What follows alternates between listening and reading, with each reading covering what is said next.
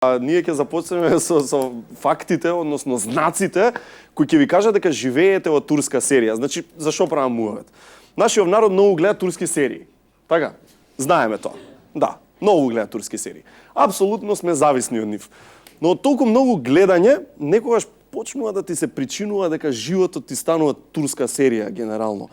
И ние направивме една обемна анализа, истражување, кој ќе ви покаже со сигурност дали всушност живееш нормален живот или живееш турска серија. Значи, гарант живееш во турска серија ако на сопругата и се обраќаш со Господјо.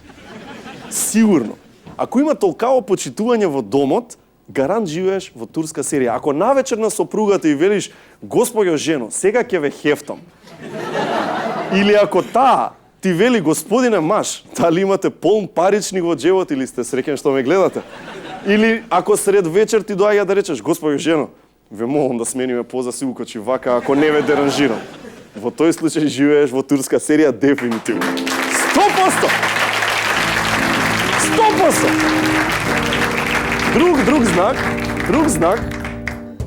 Друг знак е ако најголемата закана што ја имаш слушнато во твојот живот е ќе те вратам во Кајсери.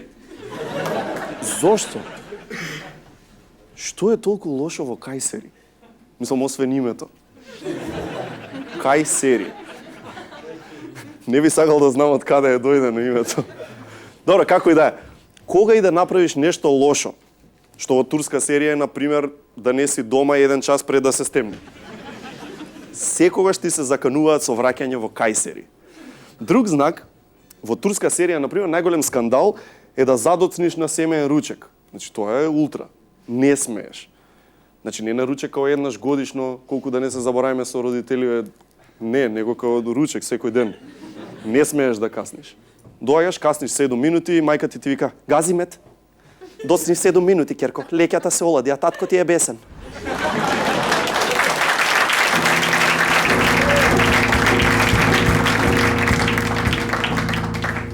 Цела среќа што имаме само леќа за ручек, па ќе нема многу сила да не тепа после. Кој си гледа, знае.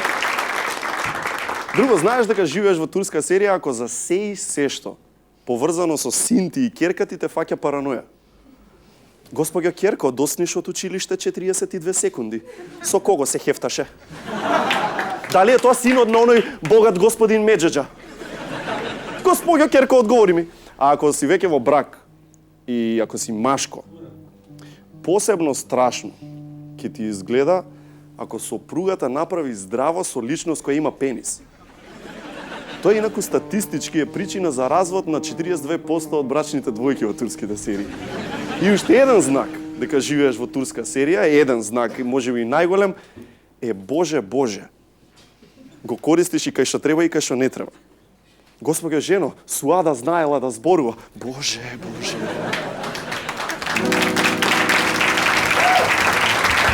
Да, Господјо жено. И ја видов како зборува со синот на богаташот Тарик. Боже, Боже. Боже, Боже, навистина, Господјо.